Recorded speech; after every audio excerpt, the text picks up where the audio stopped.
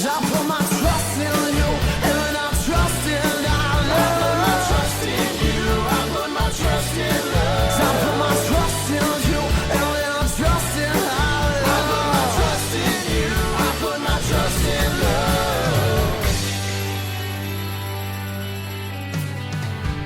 Hello, friends. My name is Dane Miller. And I'm Niall Spain.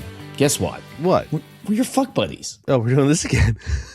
Hey, guess what? What? We're a sex and dating advice podcast where we take your sticky, sexy situations and turn them into sexy, sticky situations. We find them online or we find them from you and we answer them right here, right now, even in this gray period of the year where time means nothing and the only god is turkey. You know what? Maybe this is a controversial opinion. Oh. I don't think turkey's that good. You're doing it wrong then. No, I just think turkey is I don't know. I just feel like it's lamer chicken. Oh, I don't know. The thing is, it's like if turkey was better, I'd probably have it more. And I think one of the things I like about turkey is that I only have it occasionally. It's like a nice, it's turkey because it's, Christmas or Thanksgiving or whatever. So I was about to say, I really like it. It's like, ooh, turkey finally. But if it was better, I probably would have it more and then it wouldn't be the selling. So maybe, I don't know. And also, I will say every now and then I will get a giant ass turkey thigh from the grocery store. 2 reasons. 1, because there's this incredible maple Dijon, spicy maple Dijon, turkey thigh recipe that I have. And 2, because it's cheap. Yeah. I mean, I will give turkey that. I made turkey burgers a while ago and it was ground beef was 4 times more expensive, and then I got a whole thing of ground turkey for $5. But when it comes down to it, I think I don't think anyone would be upset if you went to Thanksgiving dinner and you had all of the sides, or Christmas dinner and all the sides were there. No one would be upset if someone was like, also I forgot to make the turkey. Everyone would be like, that's cool. We're not here for the turkey. We're here for stuffing and mashed potatoes and roasted carrots and Brussels sprouts. All of those things are what Christmas dinner is about. I couldn't care less what you serve meat-wise. So I disagree with one caveat. I think you're right if they're I didn't do turkey, I did duck. Or I didn't do turkey, I did a chicken. If they're just I didn't do anything, it's just sides, I'd be hungry. No, I would eat the shit. If there was enough sides to sate my ravenous belly. That's the thing, if. So if you've left out a large part of the meal, maybe there isn't. But you're right, okay? You're right. You're fucking right, dude. I did it. I won Christmas. No, it's gone. It's done. All right, it's after Christmas. Yeah, we hope you had a wonderful festive time, and we're here to make it even more festive by talking about, I'm worried I misled the guy I'm dating about how I look with my clothes off. How do I beat the pillow princess accusations? Boyfriend is always sick on girlfriend's birthday. How do I start sexting? This is by Vulcanessa. Hell yeah. Worried I misled the guy I'm dating about what I look like with my clothes off. 20-year-old female and 22-year-old male. I have a skinny/athletic build, and like most women with this body type, I don't really have boobs. I almost exclusively wear push-up bras, which give the impression I have cleavage when I really don't.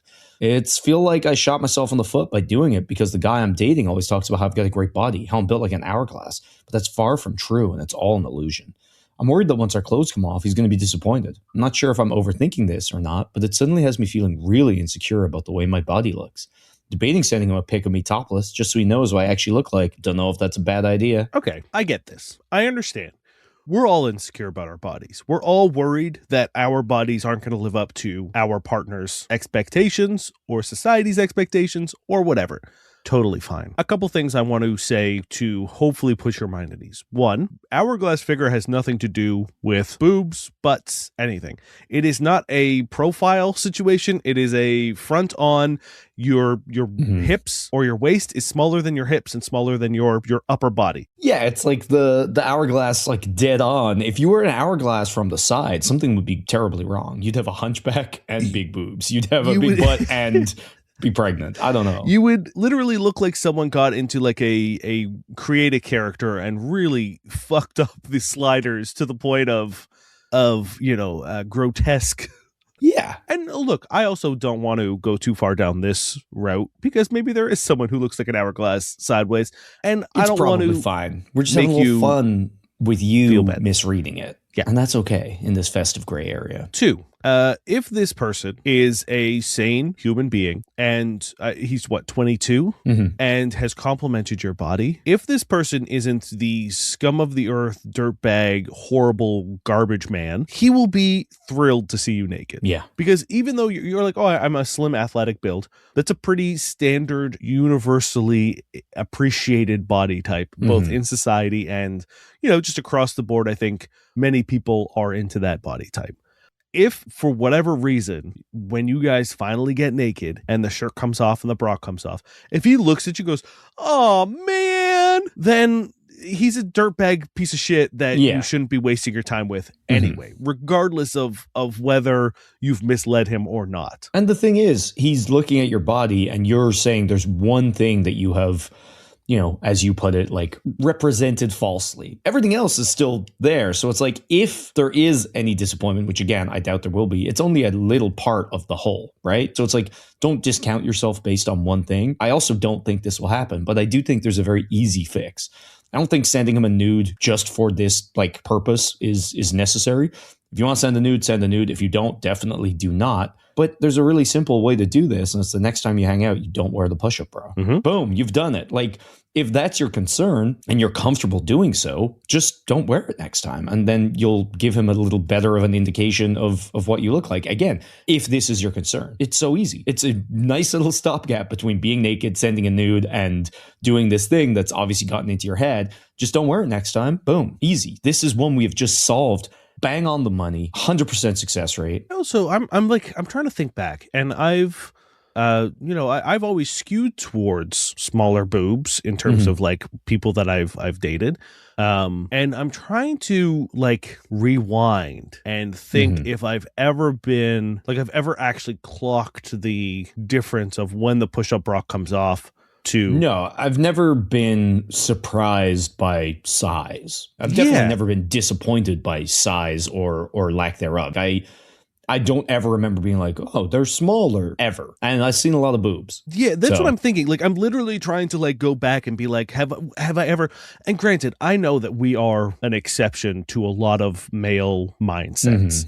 But take this with a grain of salt, of course. But generally, we're very excited to see boobs. That's the thing. And honestly, I think the more sad men out there are going to be even more excited to see boobs because they probably don't get to a lot. Yeah. Again, I don't want to mislead you in thinking that every dude is going to be cool about this, because there are dudes out there who will be pieces of shit. However, if this dude is into you and likes your body, I do not think that this is going to be a deal breaker for him. No. Also, unless you're wearing the most insane push-up bras ever, he probably also has a pretty good, like, if you're a B cup or an A cup and you're wearing a push-up bra, there's only so much that push-up bra can do. Like, I don't think you're misleading him into thinking that you're, several bra sizes bigger. And short of like actual prosthetics, like, I think you're good. Yeah. And again, and also, it's simple, right? Like, I just want to hammer this home. It's like, if he's shit, that sucks, but it's a good thing to know, and you've dodged a bullet, right? And there is that stopgap of just don't wear it the next time. If you're genuinely upset and concerned and this is in your head, just don't do it. Easy. Yeah. We've done it. There's a lot of ways to, but I do also want to touch on base what you said as well. It's like, don't feel like you need to reveal yourself to clear the whatever, like you clear the air of, because like it's fine. I promise you, if this guy's gonna send you his dick pic, he's gonna do some angling. He's going to do some camera work. He's going to do some strategic hand placement to make his dick look bigger than it is. Or he's like a normal dude and has done it on the toilet, and you can see his poop between his legs. Like half the questions we get in, because apparently men don't give a fuck. Yes, those are your options. But you're okay. Also, like, I don't want to put too much pressure on the body image. I don't want to make anyone feel bad.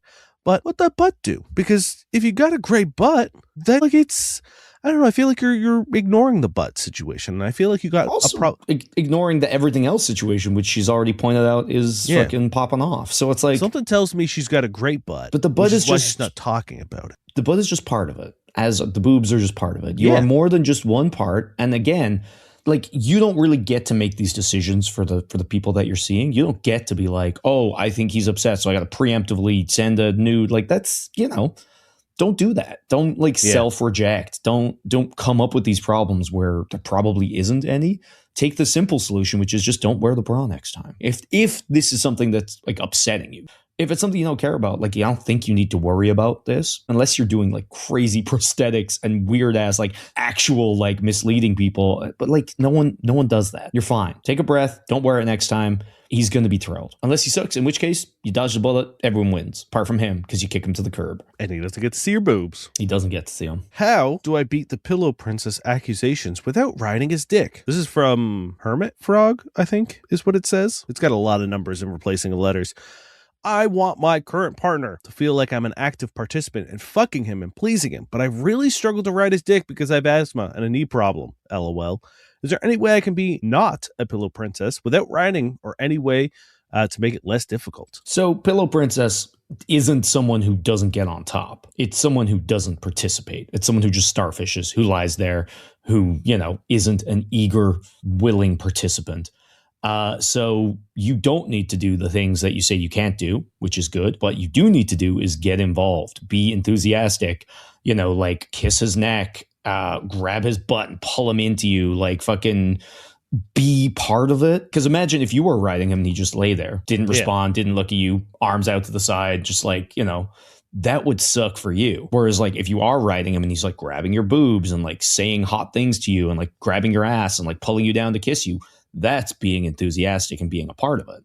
So like if you're doing that stuff, you're probably pretty fucking good. Yeah, it's as Niall said, like I also think we could extend the definition of Pillow Princess to people who only want to be like, is only there to be pleasured and not to please. Yeah. Right. Like it might not necessarily be inaction, but also indifference. Which doesn't seem to be, you are writing a question specifically to make sure that the experience is enjoyable to him and that you want to please him and you want to be an active participant. That right there, that's step one. Is sort of the spark of what you need to not be a pillow princess. As Niall said, you don't need to do things that hurt you in order to prove that you are enjoying sex and you want to please him. So if riding his dick hurts your knee and causes you to be out of breath, I promise you that's going to detract from the pleasure of the situation.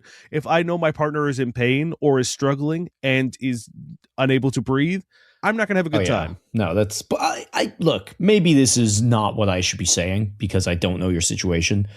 I feel like there's ways you can be on top without hurting your knee or getting that out of breath. Like if you can walk up some stairs, you can ride a fucking dick. And like you don't have to be like in a squat position. You can be kneeling. There are many ways to position yourself when you're on top.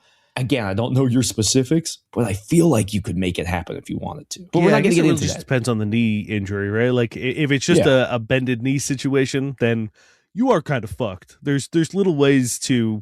Well, you could be kneeling. You could be sitting as well. Like you get them to sit on the edge of the bed, and you could like go on top. Like there are things you could do.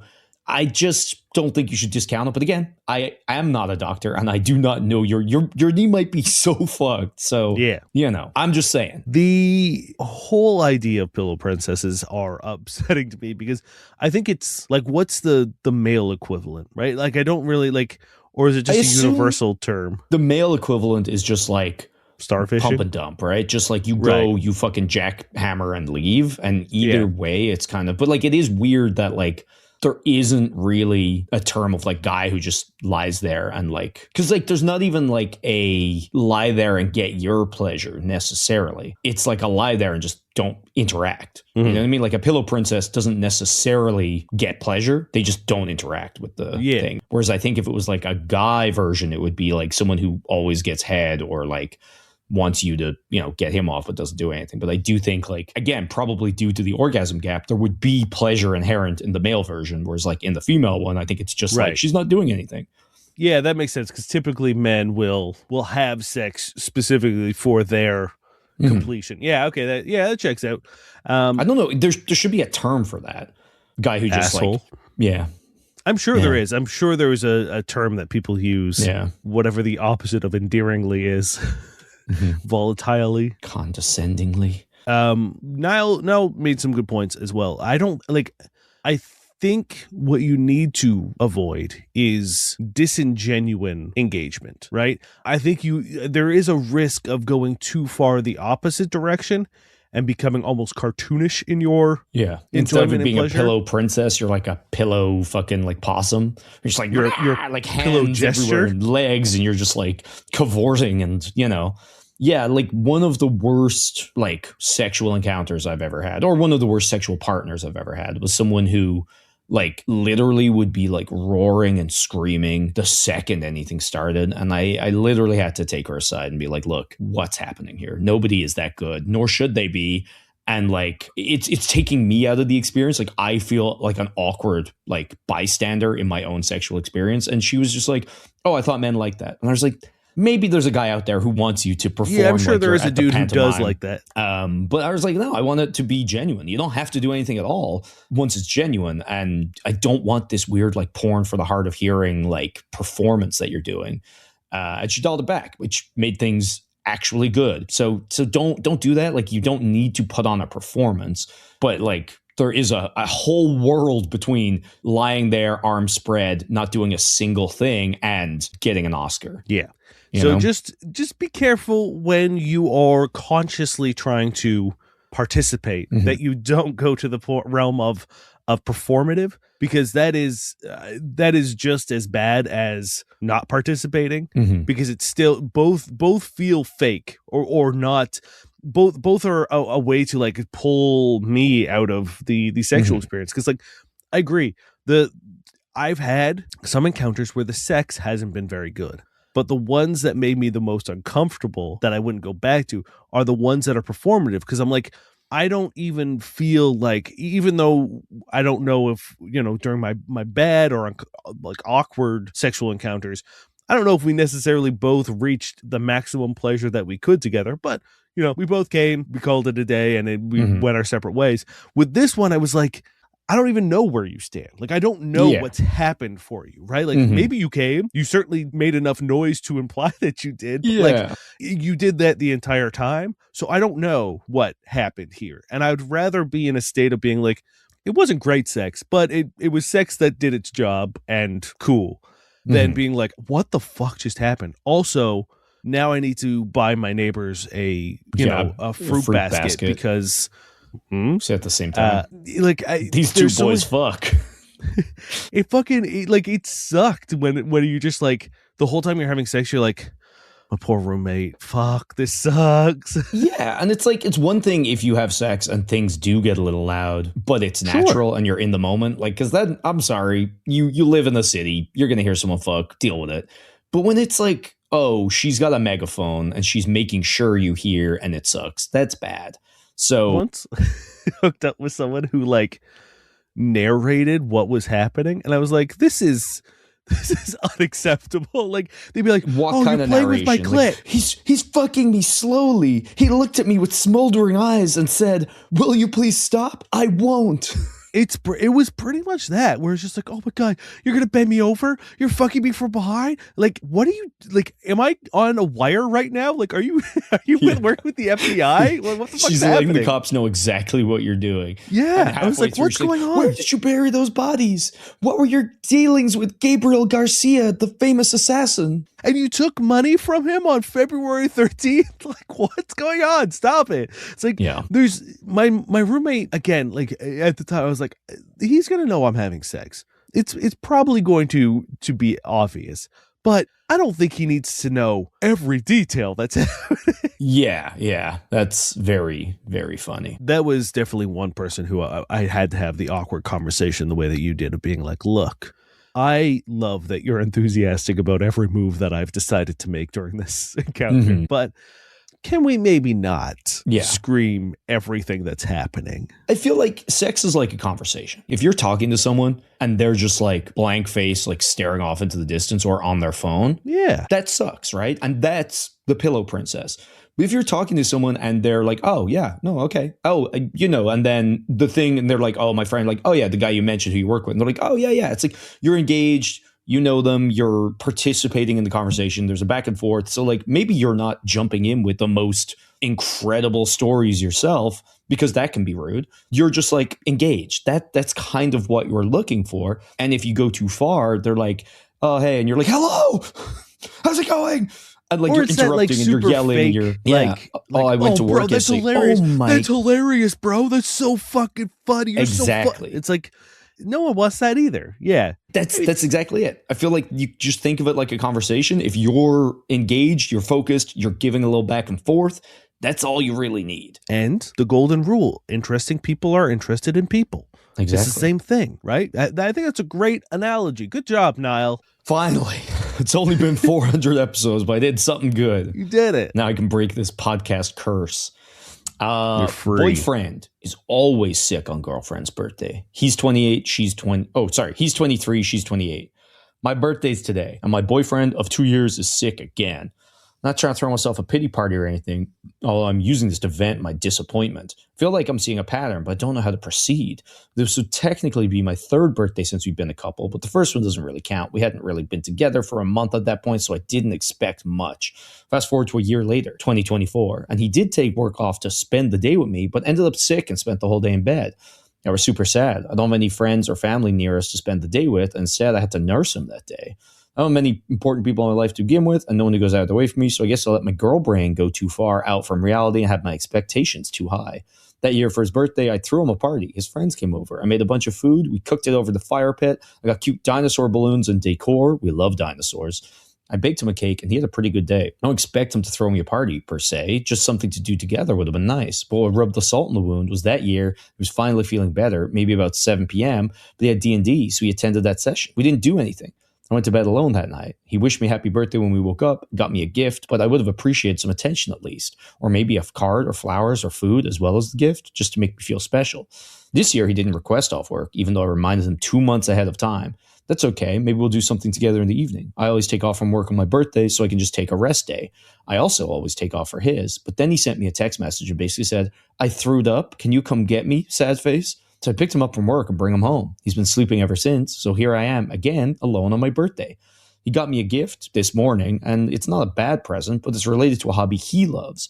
I know he enjoys when I join him on it, and I don't hate doing it with him, but I'm not obsessive like him about it.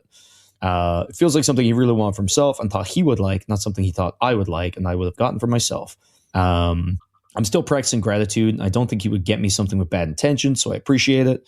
But for his birthday, there's a bunch of other stuff. She also did a lot of stuff for his birthday this year. I'm wondering if it's a subconscious thing of him being sick on my birthday. I know it might sound crazy, but it's too weird to be a coincidence for me. Even if I got sick on his birthday, I still went out of my way both years to prepare something special and handmade with love.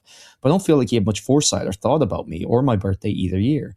He said this morning the plan after he got home was to have ice cream and binge anime together, which is fine, I guess, but I would have appreciated an actual date, going for dinner or at least getting me a cake after eating at home. I haven't had a birthday cake in like 15 years. Or maybe a balloon? I haven't had a balloon since I was 7. I don't know. Maybe I should stop fantasizing and appreciate what I have. I don't think my standards are too high, but maybe they are. Thoughts? Okay. So it's been 2 years that he's gotten sick. Is that what I understand? Yeah. Look, I get sick around the same time every year, pretty much consistently. So saying for my birthday, it's true. The fact that you're like, it can't be a coincidence. It can't be. It's been 2 years. It's not that, like, if this was a 10-year streak or, a significant amount of time where every time it was your birthday, he got sick, then sure, I could be suspicious. But it also seems to be too different. As one was like he had a cold, one was he was throwing up. Regardless, the problem I think here is the fact that he's uses like he gets sick on your birthday, but then doesn't seem to like do something after. It's like, I was sick for your birthday. Once the holiday madness is cleared out, we're gonna go out for your birthday. Like if that's the case, there's a lot here, and there's two different things that I want to talk about. One, it doesn't seem like he understands how important birthdays are to you. Yes. It also doesn't seem like you've communicated how important those birthdays are to you. 100%. If you tell this man, hey, my birthday is really important, I don't have a whole lot of family. And so like you're kind of the person I spend my birthday with. And I'd really like it next year if you made a bit more of a big deal about my birthday. I would like a cake. Maybe I'd like a balloon. Get me a card. My partner is really good at this kind of stuff where she will tell me very clearly when something is important to her and what about that is important to her. And that it's not being needy. It's not being rude. No. It's not asking for unreasonable things.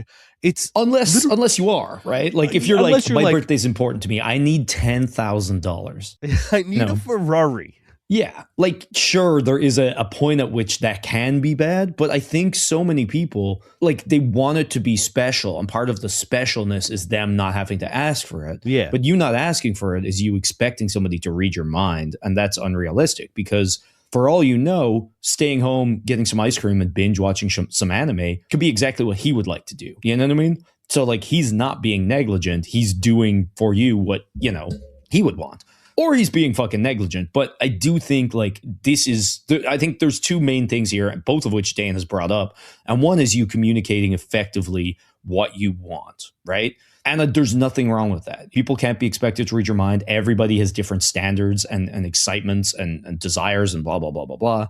So if you're clear and just be like, hey, like, you know, I feel kind of sad that like we didn't really get time to do blah, blah, blah. Like this year, for birthday, like, do you mind, like, all I really want is, like, I would love to actually, like, make a day out of it. Like, not stay home. Like, we'll go out, maybe, like, do dinner. I would love, like, a cake. And just, like, if he's, like, unreasonable, that's unacceptable. Like, fuck you. That's good for you to know, right? But if he's like, oh, okay, amazing, I'm glad I know, and then steps up, then congratulations, you've figured out what communication is. And on top of that, the other thing that Dane raised is it doesn't matter if he's sick on your birthday because next week exists. So you go, oh yeah, Yeah. I'm so glad that you're feeling better. Because we didn't get to do anything for my birthday, how about we celebrate next week on Wednesday? And if he's sick on Wednesday, now we start to get into, now we knives out everything. We're starting to get the detective wheels turning because that's crazy. And honestly, I don't think like that is on him at that point, right? Like I agree, you know, I think we both agree that like explaining how important birthdays are and what you want out of a birthday and what a birthday looks like to you is important to explain to him. But I don't think he needs to be told like right? Like, I don't think that's true. Let's be fair. This guy isn't doing well on this question. I do think we've come down a little firmly on you with the communication, but like anybody who's like, well, I missed the one day it was your birthday, so fuck, Yes. I guess I gotta not get you a present or do anything with you or celebrate it I guess ever. I don't got to. Like it's not like a loophole. Like, oh, that 24 hours passed, no present for you. Like, no, fuck you. It should honestly, like, there should be an urge on your behalf for the dude to be like, oh, I missed your birthday, so I'm going to make it up to you by doing something a little extra special for Yeah, you. especially like not only did I miss it, you spent it looking after me. Taking care of me, yeah. I would feel so shit. Like anytime my partner's like looking after me when I'm sick, I feel so much gratitude, but also I feel terrible because I'm like, that sucks for you. I appreciate you. Thank you for the soup when I was like a corpse human. Let's do something really nice. I'm gonna go get you a treat. So the fact that like you would be like, well, Mr. Birthday, also you looked after me. Let's see how it goes next year. Let's roll the dice. Like, no, dude, what are you fucking doing? You shouldn't have to be told that. Yeah, I mean, when I was sick last week, my partner was exceptional. She took care of. She always takes very good care of me when I'm sick, but she gets very frustrated with me because I don't like when I'm sick. I just go comatose. Like I shut everything down. She's like, you never tell me what's wrong or like what you're feeling or like what is bad. Because like the other day, I remember I was really out of it, and I was just like, I can't wait to drink water again and it not be bad. She's like, what the fuck does that mean? And I was like, it's bad when I drink water. And she's like, your throat hurts? I was like, I don't want to talk about it. That's, but like, usually Doctors hate this one trick. What are your symptoms? No. What the fuck? And I don't know why I do it, but it's just like, usually it's because like talking hurts and I don't really want to have like a big conversation. And also like you knowing that my throat feels weird when I eat or drink really doesn't mean anything. Like you can't do anything about it. I'm like the complete opposite. I'm like, my fucking head hurts. My throat's so sore. Like, I'm sure my partner wishes she knew less about my symptoms where I just like every 2 minutes, I'm like, this sucks. I hurt, head sore. Blah. We'll swap partners when we're sick. Yeah, perfect. Yours would be like, can you get him to shut the fuck up? Yeah, my partner doesn't take medicine, and I'm like, take your fucking medicine. I think they're always waiting for it to like get worse, to like, oh, I need to do this if it gets bad. I'm like, it is bad. You're dying. Take your fucking medicine. Yeah, I also am not a big medicine boy God either. damn. And I'll be like, my head hurts. Take a Or fucking pill. You I won't say that. I will just sit no, there you won't. You'll say, holding my head bad, hate water. No. Yeah, I'll just have like various cold masks on and Mhm. just clutching my head. And my partner will be like, take an Advil. And I'll Take just a be like, fucking Advil, bro. meh. The only thing I will take is the inevitable part where like someone turns on your nose tap. I will take a decongestion or whatever to sort of like slow that, like dry it up a little bit, because I just hate blowing my nose. Decongestant makes that worse, bro. No, the fucking whatever, like Dayquil. It's like, Uh, oh, let's yeah. get a little bit more sick. I put so the I don't have pills to blow in my nose to plug it up. Yeah, classic. Yeah. Yeah. So tell them birthday next week. Yes. Yeah. Tell them birthday next week. And I think it's like this should be a lesson to everyone about anything. When something is important to you, don't expect your partner to just magically understand that. And Yeah. again, as Nell said, make sure you're clear about what is important to you and what you would like, because you were like, oh, this guy got me a gift that is part of a hobby that he likes doing with me. He that's probably important to him, right? Him like inviting you into his space, doing a thing that he likes to do with you is probably the gift, right? It's not so much the thing he gave you, it's the time you're going to spend together with whatever it is. Also, unless he's a piece of shit. You seem to say you enjoyed it. So it's like, if you're being genuine about that and he knows you enjoy something, it's like, I got my partner dice because we would play TTRPGs together. And it's like, it would really suck if she was like, oh, he got me dice so I can do this fucking thing with him. It's like, I hope that the genuineness of the fun we have together means this is a nice gift. Admittedly, it wasn't for her birthday, but you know. So again, that might not be selfish, or it might. He could suck. The jury's kind of out on that, especially because he hasn't rescheduled your birthday. Talk to him. Tell him your communication, like set up what you want. Be like, oh, you know, I really want this to be like, here's a clear example. The last couple of years, so like being away from my family in Canada and like being away from all of my like Christmas traditions and everything feels really weird, because I just don't have what I would consider like Christmas, because Christmas to me is X, Y, and Z, and I don't get to do those things. And like there are lovely people who have taken me in for Christmas, Dane included, partners, and it's amazing, and it's made Christmases, instead of being depressing and terrible, super fun, but still not what I necessarily associate with Christmas. And it is like there's an element of like being in someone else's space and being part of their plans, and sometimes feeling like, you know, well, should I even be here? Like I'm now in the middle of their Christmas, and like, you know, just a lot of stuff. And I think the last couple of years I've just been feeling a little sad about the holidays, and like wanting to make like new traditions, and wanting to like have a part of Christmas that I could like feel was like my own.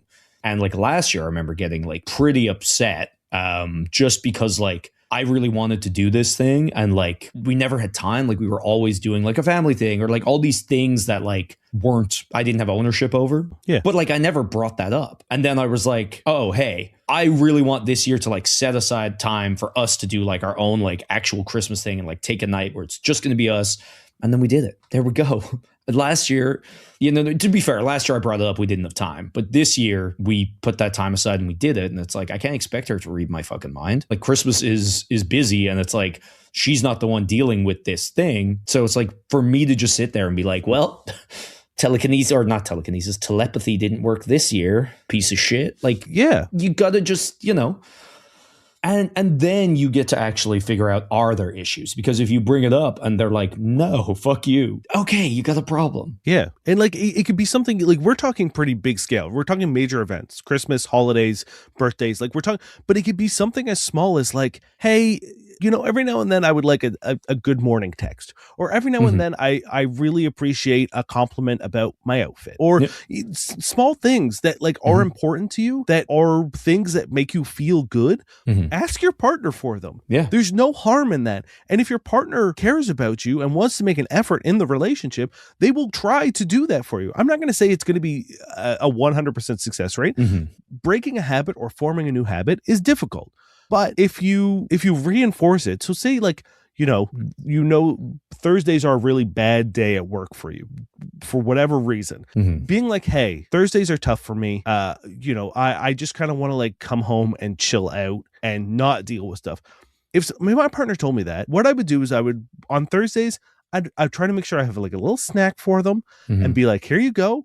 I've planned something, so I'm going to be out of the house, or I've scheduled some work so that when you come home, you don't have to worry about that. Like little things. And it's like, if you bring it up in a way that's not accusatory and shitty and aggressive, and you also are clear and you're not asking for too much, I think you're going to be totally fine. And it's just about trying to communicate into what you want and what you need and all this shit. And I think it's really important because people don't think about anybody but themselves. I don't mean this in a bad way necessarily, but it's like your reality is so ingrained in you that you think everybody wants a birthday the way I want a birthday. So him not giving me a birthday the way I want a birthday is offensive. It's shitty. It's whatever.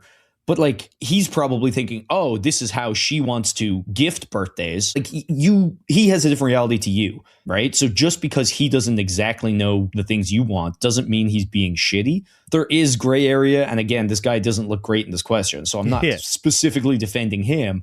I'm just saying people tend to think that their reality is the reality, right? Oh, I didn't get a birthday, or I didn't get a good morning text. Like, what a piece of shit. Whereas like another person would never even consider that because they don't want it. So it's like, it's about opening up and letting people know your love language and the things that you want and like and need, and not just assuming that they know that, because again, everybody has different views, different fucking wants, needs, desires, thoughts. So if there's something you want, just be open and honest about it. And there's just like imagined romance of your partner just knowing, just magically you walk in and it's everything you wanted. There's a birthday cake, there's a balloon, there's a streamers, there's, people with little things that's unrealistic.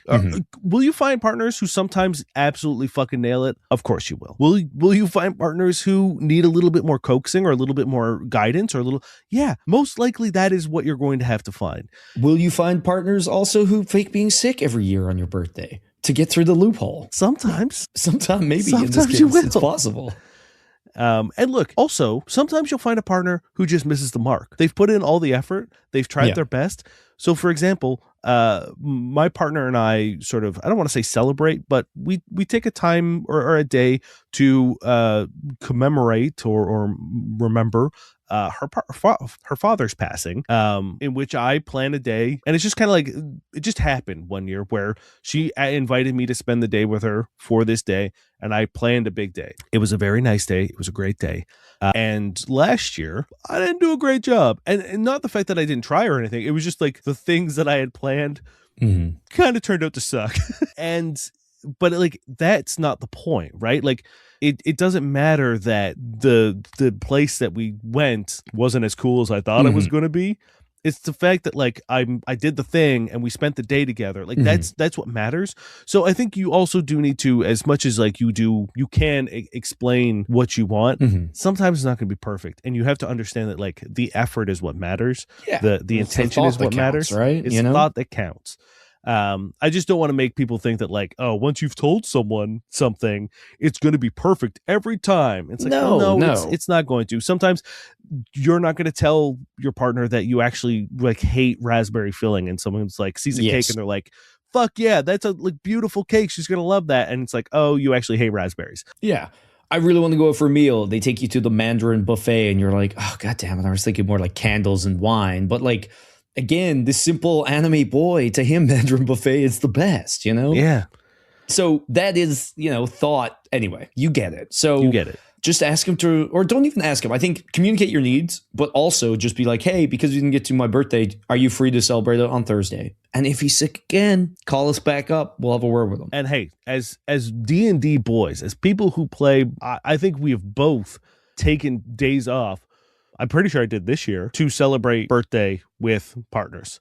That is one of the few acceptable reasons to miss a D&D session, is that your partner's birthday and your obligations are not to the realm this Monday, to the realm, but to the princess. And if for some reason you do have something I don't know, maybe this is the one day you guys could all be scheduled after 8 years or like something. Again, I doubt there's a D&D session that really needs you to do this, but if this is the case, or if this is the day where you have to do something, you talk to your partner and go, hey, I'm so sorry. On your actual birthday day, I have a thing at night. I'm still going to make the morning special, but we're going to schedule a different day. Is that okay? Right? It's so easy. It's so easy to not be a fucking piece of shit. Let's squeeze this one in real quick. Beginning Hope asks, how do I start sexting? Just to put it into context, I'm a girl and I'm venturing into online corners. I still don't know much about that to do sexting or role playing. I really don't know how to call it, but I appreciate any suggestions. Thank you very much. There's a lot of questions I have about this question. I'm so confused. I assume they want to just have fun with strangers in a non-intent, like not intending to do anything, but like a fun chat room where they're like, I'm De Silva, the Dragon Warrior. That is what I am assuming, that that they are looking for online avenues only to sext and roleplay, which again, I assume the roleplay is of a sexy nature. What's not sexy about De Silva, the Dragon Warrior? No, what I'm saying is I don't think she's asking about two separate, like a non-sexual roleplay. No. Oh, I know. De Silva. Oh, hey, please, De Silva. De Silva could afford one thing, and it was either a big sword or clothes, and you know which one they chose. Yeah, I'm rock hard thinking about De Silva. Oh, let's just say I'm lifting the camera up so that we don't go a little down to my my dragon pouch. Ew. I hate that. I'm just gonna go. That was our bad sex. Now hold on. Is your dragon pouch your dick? Yeah, weirdly, because it's strange. Flame, girl. I'm gonna go. Yeah, you handle this one, right? You got this. Yeah, we don't need two of us. That's the crazy thing. Actually, we just take a week on, week off. Yeah, we just alternate. Man, imagine people were only listening to the Dane episodes. I'd be so sad. Yeah, there's just a huge spike in one of our episodes. Like and the every other week. Burr. Damn. Okay, look. Surely there. If look. Hey, look. Listen, we're Navi. We've just been devolved into Navi. From hey, listen. I assume if you want to get into this, it didn't come from nowhere, right? You probably either know someone who's talked about it, have seen it on a show, or have read like some kind of role play forums or something, right? If it's seeing it on a show or talking to a friend, I would look it up, do some research, or talk to said friend about it. If it is a forum that you're perusing, surely that's all the information you need, right? You're seeing how other people are interacting in the space. So you can just kind of like join in, emulate. I do think researching is better. Like if it's a public forum, there are probably rules. And I also do think if it is an online thing that you're not like aiming to transition into real life, or even if it is, I think you need to be careful about like your identity and your online privacy and safety. So when you set this up, don't use your real name. Do keep things hidden. And then when you're talking to these internet strangers, be wary of how much information you're giving them, because that's just, being online safety 101, right? Yes, I would say if you're dipping your toes in this, and I think this is advice for all sort of like online privacy. All toe dippage. You make a new email address, because it's very easy to figure out what email address you've signed up to make your account with. All someone has to do is be like, I forgot my password. And usually a website will be like, we sent you a thing to this email. So create a new email address to make your new account. Don't base anything on you. Give no indication of like where you live, not even a city. Don't talk about landmarks. If you're going to talk about landmarks, choose something that everyone knows. Talk about the Empire State Building, Chicago Bean, baby, the Chicago Bean, Big Ben, like any of those things, right? Like choose famous landmarks that have nothing to do with your actual location. Don't breadcrumb any sort of information, and understand that this is opening up a door that's probably going to make you feel attached to people. If you do this seriously and enough, there's a very likely chance that you'll form a connection with someone. That's very easily manipulated. So here's another thing. Don't give anyone money. Yeah. It's fake. Don't do it. Yeah. Don't give anyone your real name or phone number. If you want to move to texting, maybe get like a WhatsApp with like a fake thing, get a spoof number with Google phone or Google number or whatever, like TeleGoogle or whatever. Like always use a proxy and never your actual stuff. Yeah. These are just basic online safety tips. In terms of actually starting your sexting adventure, I will say really quickly, just to add to that, I had a thing and now I totally forgot it in the time it took me to interrupt politely. I should just bust over you like I usually do. Hey, listen. Fuck. Okay, it'll come back to me. Yeah. There's someone that we had on the show, Sexbot. I remember. I was gonna bust right over. If this is the kind of thing, because as Dane said, you can get into these almost like intense like feelings and like whatever. If this is a world that you're looking to get into, maybe don't overdo it, right? Because the thrill of like things being like sexual and like the parasocial relationships you can make and blah, blah, blah. It's like, it's easy to fall into these things. Like look at people with AI boyfriends and like who are obsessed with like AI chatbots and shit like that. Don't let it like overtake your life in an unhealthy way. You know what I mean? Definitely try to create like a healthy work-life balance, work being you talking about Thurger's dragon pouch and life being actually meeting people in the real world. Yes. This should be a fun tertiary little spice exploration. At the end of the day. Yeah. Not the full meal. Now, when you want to talk about like sexting, like the actual like ins and outs of it, just essentially like what you want to do is it's a game of tease, right? Mm-hmm. I think if you're going to, if you haven't sexted before, the last thing you really want to do is be like, my dick is so hard and I want to fuck. Like that sucks. I think that's an appropriate thing to send to a fuck buddy in which you've had a long and comfortable relationship with. I think that's a funny thing to send to them at like 3 a.m. trying to booty call. I think that's fine. But people who are on these sites are probably looking for something a little prosier, something a little more juicy. They want a slow build. In general, I think sexting is kind of like telling a story, right? You're saying like, oh, I want to like, you know, I would love to like press you up against the wall and then I would do this and then I would do, you're bringing them through like a story of like what you would do to them basically, or asking them what they would do to you and like occasionally interjecting with like, oh, that's super hot, or and what if I did this? Like it's a give and take. It's a story. It is almost like role play. So that is totally defeated when you're like, oh, fuck you. It's like, okay. Yeah. I take your clothes off, now you're naked, and I have sex with you. Yeah. That's bad sexting. That's super bad sexting, yeah. Now, that may be the plot of the sext, however. Yes. Yeah. What I would suggest is you are a lady, which allows you a little bit of leeway in terms of submissive. It's a little more accepted in sort of like the sexual sphere. Not to say that you can't be a submissive man or you know, other gender identity, but it's pretty easy to be a submissive woman and be accepted in terms of that kind of stuff. Yeah, no one's going to be surprised or upset. Yeah.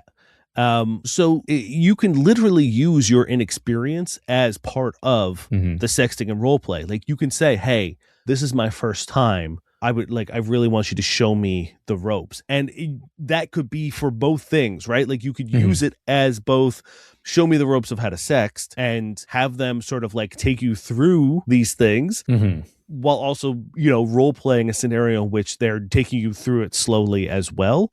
Yeah. And the also, same thing with if you're starting off sexting, it's so easy to just be like, you know, I'm wearing XYZ. Like, what would you do to me? Boom. You're putting the ball in their court while learning, because like their approach to you and how well you enjoy that is going to inform how you respond and in what ways you know, like it's easy. You can just put the ball in their court. It's going to be hot. And then you get to learn, especially as Dane said, like a woman or as a woman. Like it's weirder if it's like, I'm a guy, balls in your court. It can still happen, but like you're again going to get away with it 1,000%. I think for anyone really getting into it, I think what a lot of people will respond well to is something along the lines of like, I've never done something like this before, right? I think a lot of people who are experienced in a sphere get excited by that sort of energy, being like, I'm interested. I've never done this before, and you're going to be my first. You're going to be the person who shows me how it's done. You know what I mean? Like I'm a little shy. I'm a little nervous. And I'm a little mouse warrior and you're the dragon warrior. Can I get in your dragon pouch? Yeah, I need to scurry into your dragon pouch. Ow. Yeah, it's terrible. Terrible. But it's the only way that you can come. So I think what you need to do is once you start sexting, follow the cues of the person, right?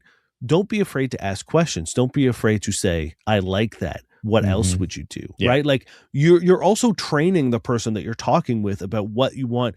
Like there's still consent involved. So they can't be like, if you're sexting someone, they're like, I pin you against the floor and choke you. You know what I mean? Like you could still have violence in these things that you don't want to. So don't be afraid of, and like the great thing about sexting is you can literally just block this person and never have to talk to them again, which is a great thing, and wish we could do it in real life sometimes.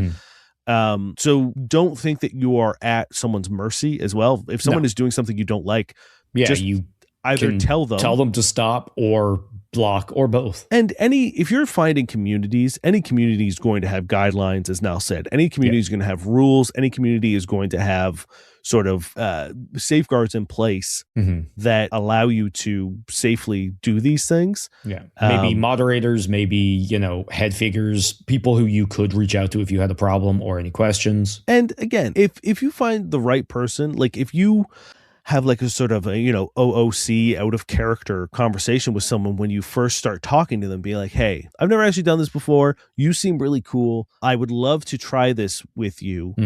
Once we're done, could I maybe ask you a few questions and maybe give me a few pointers? It's the same thing as like entering into a kink community, right? Finding someone to guide you, finding someone to mentor you. Most people who are into this kind of stuff are going to be happy to enrich you, and because it just makes their community stronger and makes the experience better for everyone. So also, anyone genuinely interested in this is going to go out of their way to make you a better sexter and role player. Yeah, everyone started somewhere, and like you're always going to remember kind of your nerves entering into this thing. And also it's so gratifying to now be the person who's able to do that to people. So I think people are going to love to take up that mantle as well. And I am sure there are articles written about how to do this. You know what I mean? 100%. So, I'm sure you could get on right now and just be like, the hottest sexting conversations and find like screenshots and stuff of things. Or even just like fanfic. how to get into erotic roleplay communities or some shit. Like I bet you it's out there. So look them up. Don't be afraid to admit that you're new to stuff, and like keep an open mind, and you fucking got this. And then just be internet safe. safety. Internet safety. Be safe. Right now. Or else Dragon Pouch. The Dragon Pouch will consume you. It's been a pleasure. We love you. It's always a pleasure. This is our last episode of the year? Something. It is. It is. That's crazy, man. This year flew, but everybody who's been here with us, we love you. Everybody who has shared us, followed us on social medias, liked our stuff, voted for us in the Canadian Podcast Awards, which won Best Cover Art. I guess we forgot to mention that. Shout out to our artist, who is amazing. And everybody, just thank you. Thank you, anyone who's been a part of this in any positive capacity. Someone sent us a very lovely message the other day. We really appreciate that. It made our week. So thank you. And yeah, I hope you're having a really nice time of year. I hope the end of the year is restful and or exciting, however you want it. And I hope we all have a fucking great 2026. Yeah, we're gonna make 2026 good. We're gonna yell at you. You thought I was bringing bad energy or like hostile energy in 2025? I'm stepping it up. God, I'm stepping it up. Thank you, Josh Eagle and Harvest Cities, for their song Paper Stars. And I'm going to hit you with some bad sex writing. Okay. Stalking in a winter wonderland. Jewelry designer Sloan dreams of launching her own custom line, but she needs a Christmas miracle to pull it off. With traditional banks turning her down left and right, she can't resist when a mysterious stranger offers her a lifeline. I see what she creates in those stolen moments when she thinks no one's watching. I see everything. There's a darkness at her core, and I will unravel her until I find it. Reclusive billionaire Cole Asher offers to fly Sloan out to an ultra-luxurious Swiss resort for a meeting. Reluctantly, she agrees, only to realize she's met him once before in a New York bar. She is crucial to my plans, and I need her close. She insists that we keep things professional, and I comply. But soon she will realize that every line is blurred when it comes to her and me. Cole offers to back her company, but there's a cost. To secure his investment, she must move into his Manhattan penthouse, where she'll complete her first round of designs for him to review before Christmas. Sloan throws herself into her work, yet soon the attraction between her and Cole becomes undeniable. As the city sparkles with Christmas splendor from her penthouse view, Sloan wonders if she stepped into a fairy tale until Cole's powerful enemies close in. They will stop at nothing to destroy him, including going after the woman he loves. I will burn down the world to get her back, and it will be in time for Christmas. Tropes, billionaire romance, stalker romance, forced ice skating, Christmas romance, Morley Gray MMC, forced proximity, painfully cute Christmas puppies, opposite attract, king friendly. He Knows When You're Awake is a dark romance with a Morley Gray male lead. I thoroughly. My favorite part of this is the tropes. Yeah. Where it's very obvious that like some of them are kind of like trigger warnings, content warnings, but then some of them are also Playful, like forceful little figure skating or ice skating or whatever. It's like, yeah, I like those. They're fun. It gives me the impression that they know exactly what they're doing, like tongue-in-cheekness. And I genuinely think these books probably aren't terrible, actually. Yeah. This one sounds pretty good.